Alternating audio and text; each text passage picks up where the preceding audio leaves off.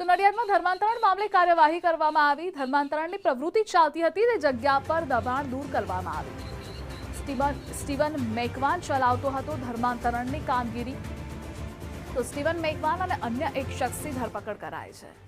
15 દિવસ પહેલા કોર્પોરેશન દ્વારા નોટિસ લગાવવામાં આવી હતી અને મકાન માલિક દ્વારા કોઈ પણ પ્રકારનો જવાબ આપ્યો પણ નહોતો।